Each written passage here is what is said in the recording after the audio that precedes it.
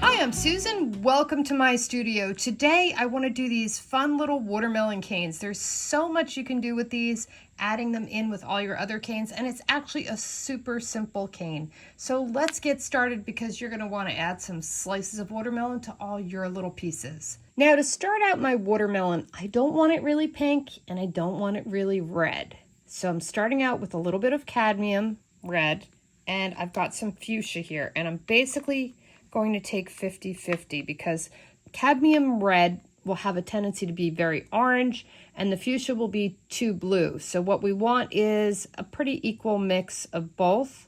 So I'm going to mix these two together and see what I get, because this is really the basis of our watermelon, is to have the correct color. I don't want it to be peachy and I don't want it to be bluey. So hopefully we can get the right color shade starting with this. So let me mix this up and I'll be right back. I'm back, and that's the red I was looking for. It's just a true red. It's not orange and it's not blue. It's just a plain red. I think this is going to work for our watermelon, but we got to dilute this down a whole lot, because when you look at watermelon, it's kind of got this sparkly gel-like coloring to it.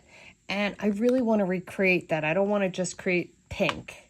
I want it to have that kind of sparkly feel to it. So I'm going to take this little piece of red and I'm actually going to cut it in half.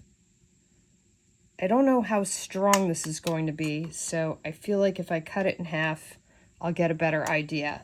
Now I want to cut the top. This is translucent clay because that's going to add some of our sparkle.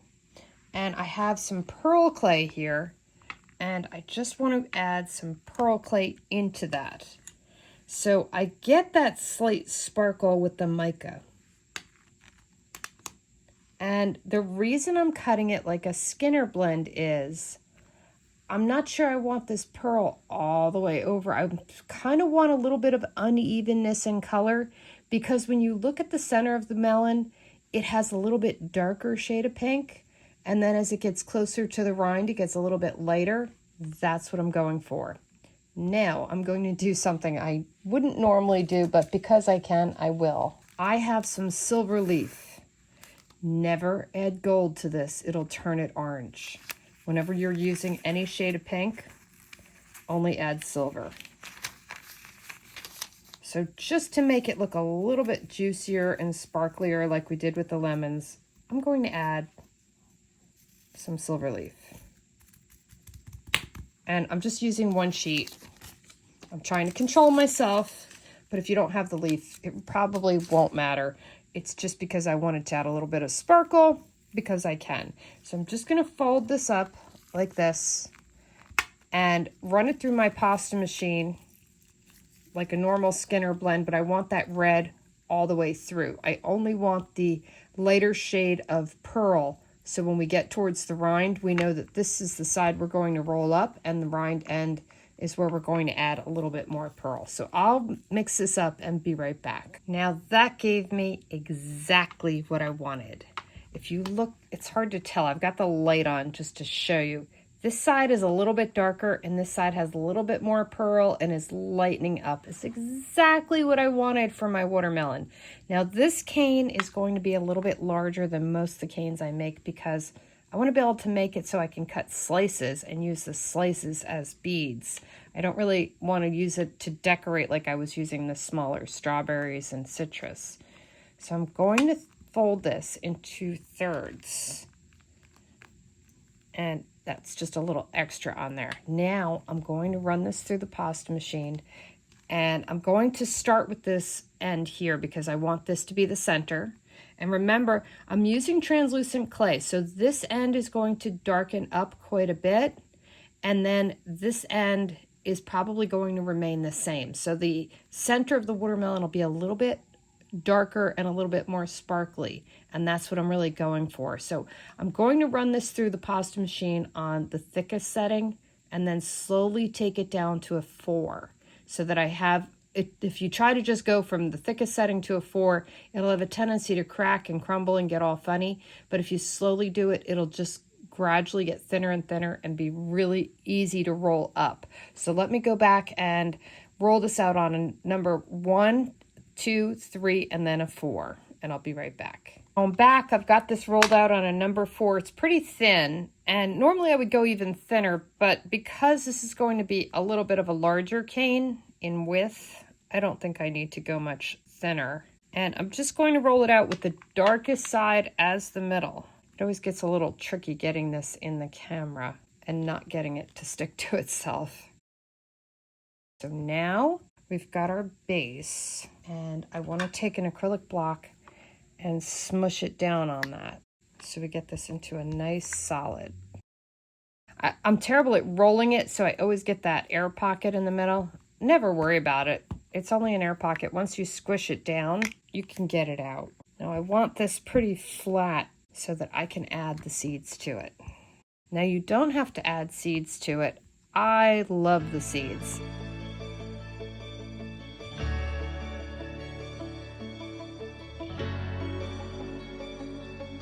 Okay, now don't worry about this little bit of white at the edge.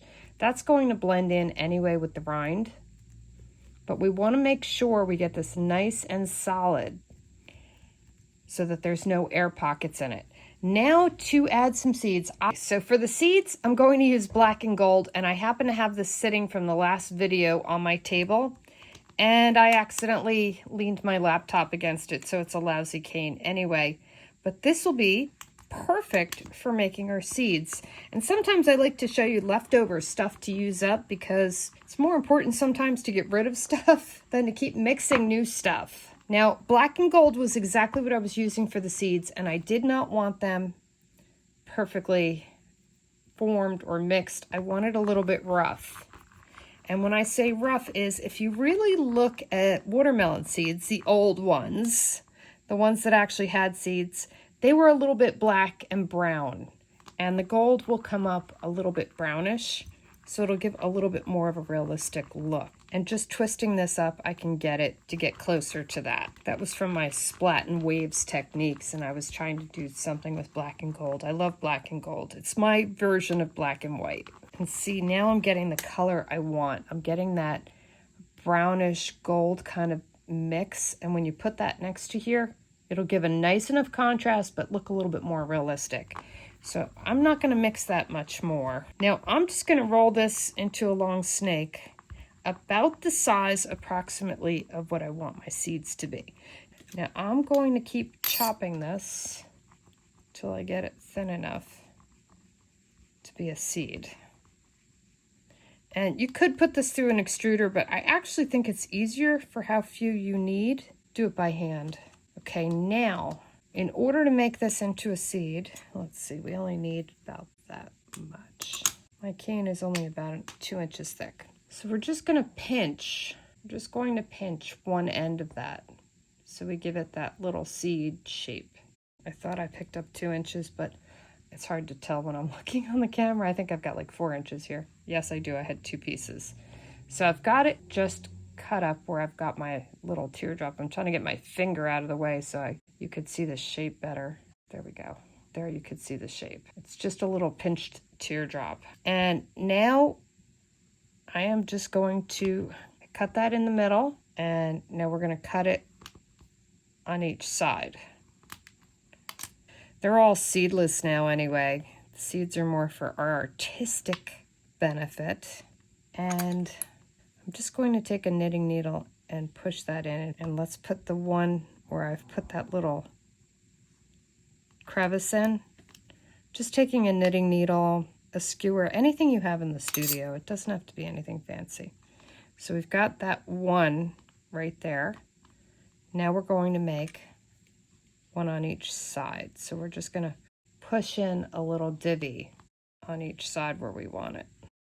And that's almost the exact size of my seed, so it just lays in there flat. It won't distort as much if I put that little crevice in, because now I'm not creating an air pocket. Before I was. So now you can see I've got that there.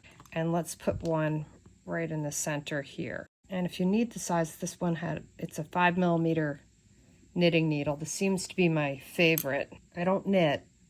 That's why I only have one. I think I gave the other one to my girlfriend. So we're just going to pinch that. and just lay it in that crevice.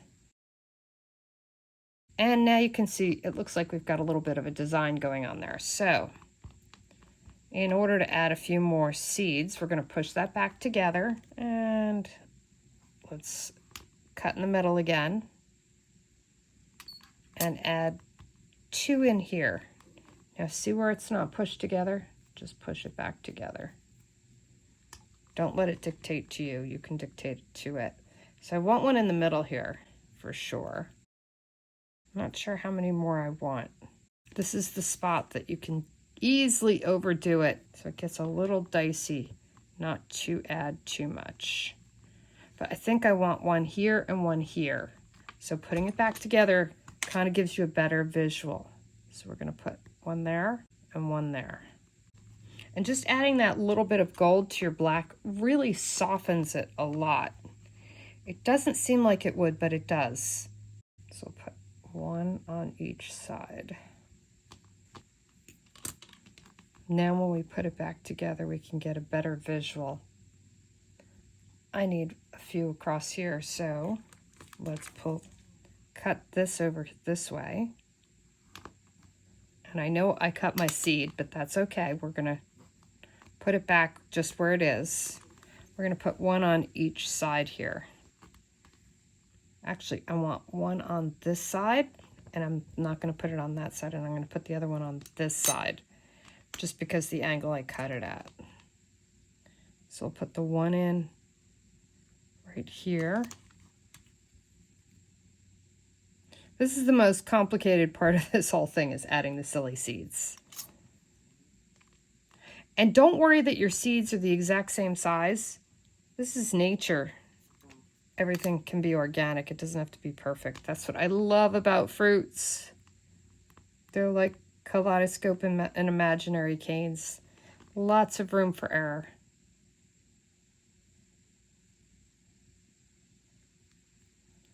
So we'll add that one to this side. And I think we're pretty good on seeds. Now, the only thing I have to make sure is I match that center one up. I don't know if I want any more than that. I think it might be too much. There's quite a few here. Now we're going to add our rind. I've rolled this pearl out on the thickest setting on my pasta machine because I want this to be my rind. Now the reason I'm using the thickest setting is the clay on the edges has a tendency to reduce the most. The clay in the middle has a tendency to reduce the least, because canes don't really reduce in the same amount. When you're reducing them, the edges reduce more than the middle. So it gets a little bit trickier when you're making something that has to actually look like something. So now I've got this totally wrapped, and I like to take the clay and bend it in.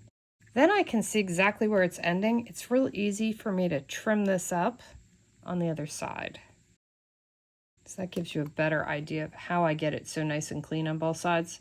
I just use the clay as my guide, and so I just follow the clay.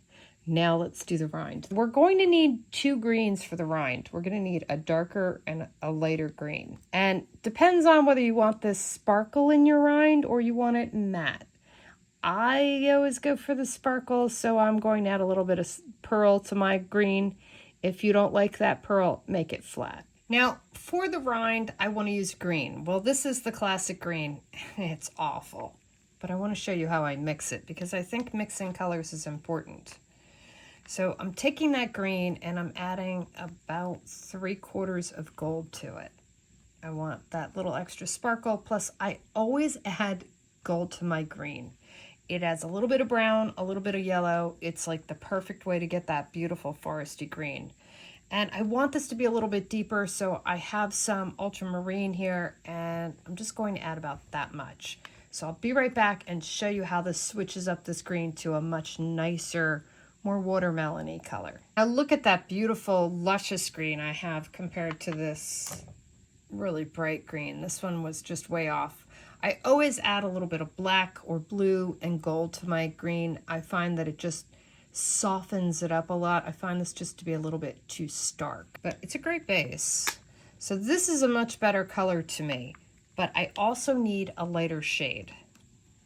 because if you look at watermelons on the outside, there's a lighter shade and a darker shade. So I'm going to take some of this pearl, and I don't want equal amounts. I want a little bit less on the pearl. So that's about the right amount, hopefully. We'll know when I come back. I'll mix this up, and hopefully we should have a lighter shade of green for the sides. Now here we've got that lighter contrast, just what I was looking for so that we have those stripes. Now first I'm going to wrap this. This is on the second thickest setting on my pasta machine. Now I've got my green rolled out on the second thickest setting on my pasta machine. And I'm just trimming that rough edge off. And let me trim this edge off. This is actually a really easy cane. It just, sometimes I think when you don't really break it down in your head, it seems more complicated. But the more you do caning, the easier it all gets. It's more of a tubular mindset. I don't know how else to call it. So we're just going to, I marked it there, cut that. And you can see where we're getting our lighter here and our darker in the middle. And right now I just want to get that bottom cleaned up. And now to add our stripes. Let's make a snake out of this. And I want it pretty thin because the stripes on a watermelon are pretty thin. They're not that thick, because what I'm going to do is I am going to roll this through on the pasta machine on a number 3, and that's going to give me those nice crackly edges that make it look like I painted it. So I'll be right back. So now that I've rolled that out on the pasta machine, I can create my stripes. I wanted them to crackle a little bit more, but they didn't. My clay is too well conditioned. Now the width of these is really eyeballing it and just getting the vibe that talks to you. Remember, we're going to reduce this down a bit, so the stripes are going to blend in, but you can either go darker or lighter with your stripes. You can add black to it if you wanted them darker. I'm afraid of making this muddy, so that's why I stuck with the lighter. And I always prefer to have pearls and glitters because we're working on jewelry. So I always want something a little bit more fantasy than having it more realistic, just because jewelry should be fun. And see how I have that rough edge? That's what I want there. That's what I was going for. The smoother edge I had at the beginning, I didn't like as much as this rougher edge. In fact, I may replace the one at the beginning because I like that crackly edge. That's what I'm going for. And don't worry if they're not perfectly in the right direction. This is organic. It'll look fine when we're done. And if you make these into small little half watermelons, they'll be so cute. Like, think of the half lemons. Here, this one. These two came out too smooth, so I want to take these off. I like those rougher, more crackly edges much better. And I have plenty of them here, so no worries. Okay, now just the whole fun. Let's reduce this a little bit. And that's when we really see what we get. Now, if you have difficulty reducing, you can take your acrylic block and just press it and use the table. I know not everybody has the hand strength. I totally get it. This is another technique, especially if I've been doing a lot of canes. I get really beat up about it. My fingers start hurting. So I just find using the table and my acrylic block is like my best friend. And the other thing I like to do is just straighten it out a little bit. But now you can see how our stripes are starting to blend in with the other clay.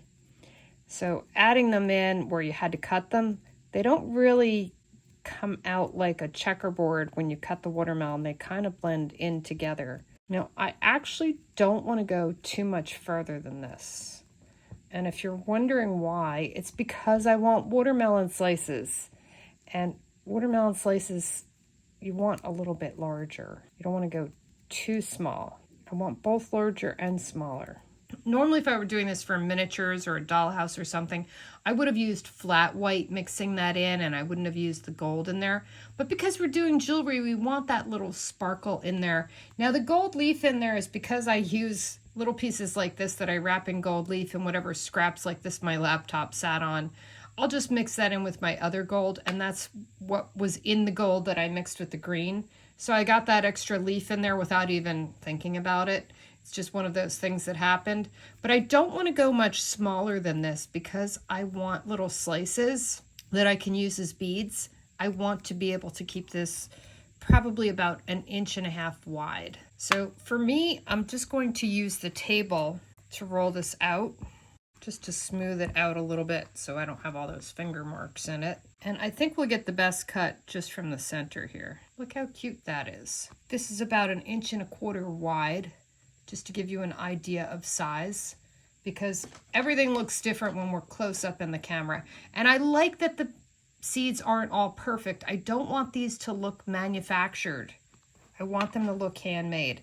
Now for me, I just want to give this a little bit more of a push because it distorted a little bit when I cut it. And I'm going to cut it about, here's a 7mm marker. I'm just going to cut it about that wide. At this point, I really don't need the tool anymore. I can kind of eye it up, but I want them a little bit thicker because this is going to be our bead once we quarter it. You can make these into quarters, halves, eighths. You'll see I'll use all different shapes. And there you have your perfect little watermelon slices. Now for me, I'm just going to skewer this right down the middle, just like that. You can also put 2 holes in it, do it however you want. But I'm thinking earrings that have little watermelon slices. Something more like this. I just think they're super cute like that. Now I will reduce some and use some smaller. There's lots of different ways I'm going to use them, but I just wanted to give you an idea of how you can make them into little beads just by doing that. But I love the way, we haven't baked these yet, so I'm going to bring them up as close as I can. You can still see the pearl in there, so it gives that softer blend. Now I could have blended some of the pearl white for the rind in with the pink, but I'm afraid once I reduce it smaller, it would just get lost anyway.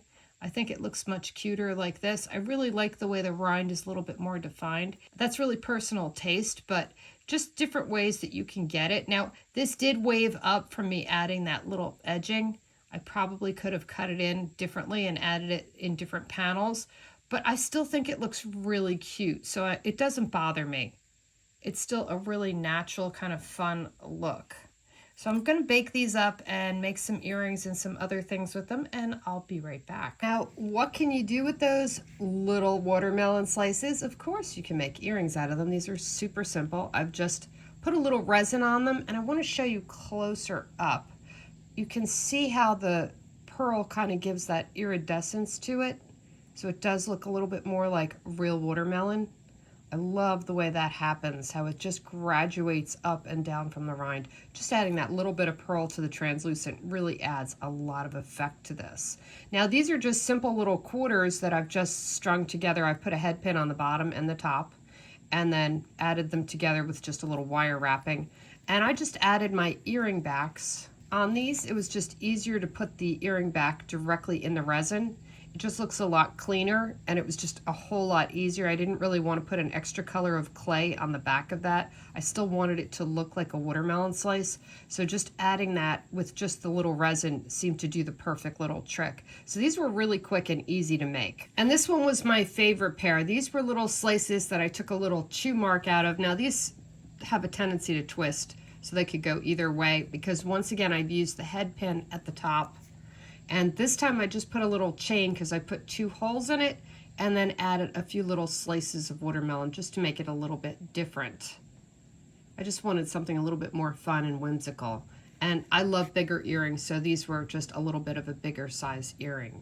And here's a super simple one, just a watermelon slice and a little quarter watermelon slice. You can't get much easier than these, and they look super complicated. Now, even though my clay waved when I added that second layer of green, I still think it looks really cool. Normally, I would have gone back and made a separate cane and redone it, but I actually still think it looks pretty natural, so I left it because I don't think it's that big of a deal that there's a little bit of wave in that white. Here I've just taken a white background and just made a little slab with a bunch of little watermelon slices on it just to be a little bit different, so you don't have to just use the hunks of cane, you can use little bits of it. And here's a blue one with some little slices. I decided not to add flowers to this one. I kind of felt like it was just fun with just the slices of watermelon alone. Now when I add the slices to a piece like this, I have them pre-cooked, and I actually pre-glaze them. If you use bright tone, it can go back in the oven no problem. And it's just easier this way. I don't have to worry about getting glaze on anything else. I just have that piece already done, and then I tuck these in. That way they don't bend and distort when I'm working with them. These little pieces have a tendency, if they're not baked, to get all squishy and be quite difficult to work with. So I like to keep these just in Altoids tins, my little pieces that I've already got pre-baked, just because they're easier to add as embellishments in something like this. And here's my favorite pair. I just love this big and chunky pair of hoop earrings. Now these are a larger earring, but they're just a fun, funky way. And I did add the white flowers to these just to give it a little bit more of a breakup. I wanted to show you the difference between adding the flowers and not adding the flowers. They really do make a big difference. And my final piece is this bracelet, which is basically just a straight string. This time I actually filmed when I made this, because this will take you about a half hour to string. For me it was 7 watermelons, but I have all the measurements exactly in that other video. I will post it below this video, the link, and I'll just call it a straight string bracelet, because if I call it a watermelon bracelet, then it makes people think, oh no, that's not the one I wanted. It's a straight string bracelet. There's 2 holes in each bead, and I'll show you in the video how I have each one has a separate hole on each side, and that's what allows it to lay flat. So it's basically just a big circle for the clasp and adding the other clasp. That's all there is to it. It takes about a half hour to string this. If you're an experienced beader, if you're new at this, it'll probably take you 45 minutes. It's really that simple. You can always add little beads in between here if you wanted to, and more embellishments. I just thought the watermelons themselves were so cute that I just thought that was enough. I didn't really want to switch it up. And so it just fits on the wrist. And here you can see how it just fits so nicely. It's just a really lightweight, it feels like you have a cuff on your wrist, like a cuffed shirt. It's not heavy or anything. So that's why I like to keep them plain, because then I could stack up other bracelets that I make, even elastic bracelets sometimes. I just like to have 3 or 4 bracelets. It just gives a completely different look. So I hope I gave you lots of ideas and inspiration, and go have some fun making some watermelon. Thanks for watching.